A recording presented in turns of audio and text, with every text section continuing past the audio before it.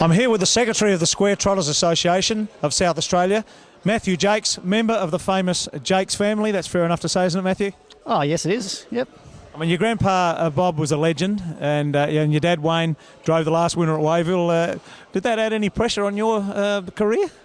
I don't think so. I was sort of just born into it with Grandpa and Dad. And I used to go out on the training track and sit on Grandpa's knee and then got involved with pony trot. So no real pressure.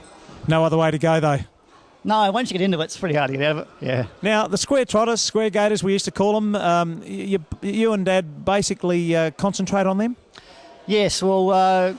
Grandpa was always very good with the trotter, and then Dad sort of mainly zoned in on the trotters. So I've always had a infinity with the trotter. I do prefer them over a pacer. So yeah. It's a bit like jumps horses in the gallops. They get in your blood and they're there forever. Yeah, they do. And it's always a bit of a challenge. You can always get a nice trotter going. Some of them have bad manners, and it's a real thrill to be able to sort of trot her out and getting them to race well. Now, that leads, of course, to the Grammel series. Do you remember Grammel? I don't. Growing up, obviously the name is quite well known, and this is the 43rd, I believe, annual Grammel series coming up. She used to give them a start, 120 yards in those days, and just go around and beat them. Yeah, I do recall Grandpa used to tell me a few stories about how good she was. Now, the series is in honour of her, and I think that's fitting. Can you tell us a bit more about it, Matthew? Yeah, well, it's been going for probably about 10 years, the actual Trotters Carnival. But like I said, it's the 43rd running of the Grammel series. The last couple of years, the actual Grammel has changed a little bit. We used to race over 3 races, over 3 different meetings, but now it's some heats on the first night and a final on the final night being a $14,000 final. So it does attract some nice trotters from Australia-wide. Yeah, that's handy. I was going to say that you do get some interstate visitors. Yeah, we do. And the whole carnival, being a 13-race trotters races over the whole carnival, does attract some Victorian visitors. Yeah. Now, you need some support for this. How's the support going? Yes, very well. I'm proud to announce 3 new sponsors on board. We've got Brian Coles from Roseworthy Roadhouse, a 24-hour service station and diner. He's jumped on board. Very keen trotting fellow himself. Just been involved with the purchase of a few trotters with Barry Preston. We have Springvale Stud, who's standing Flinger and Tenno Trump, some very well-renowned trotting stallions. And we also have Specialty Meats has just come on board as well, a long-time supporter of ours with our fundraising efforts with barbecues.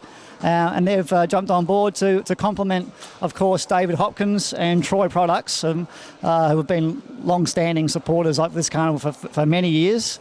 So it promises to be a very promising carnival.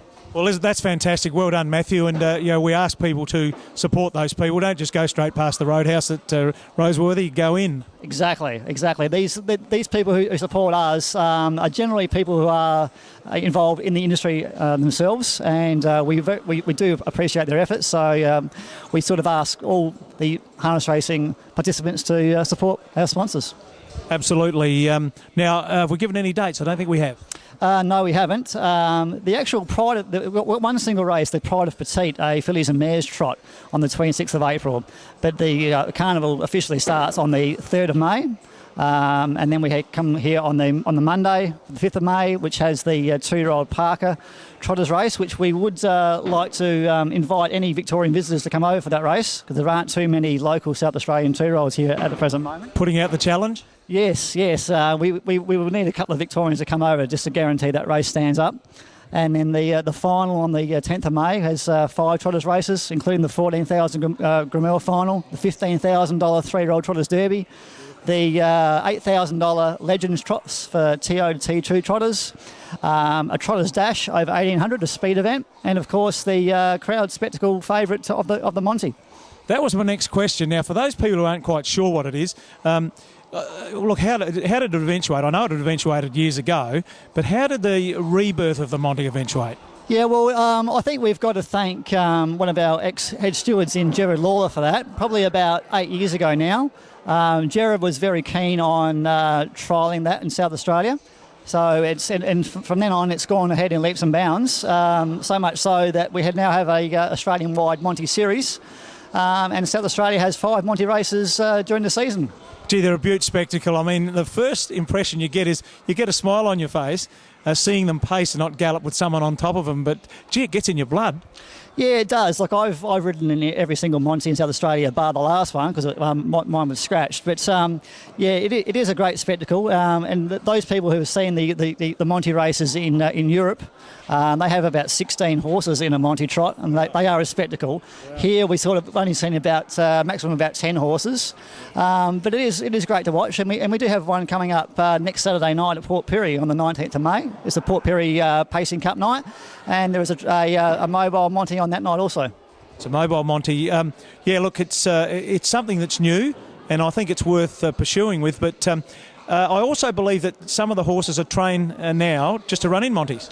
Yeah, well, there are some of those trotters around, especially in Victoria. Some of the larger trainers, Chris Lane Jr., for instance, he has about 2 or 3 trotters who are specifically just trained for the Monty now. Their racing days in the sulky are over. They've won their big races and sort of on tough handicaps, and they're now targeted at the Monty races.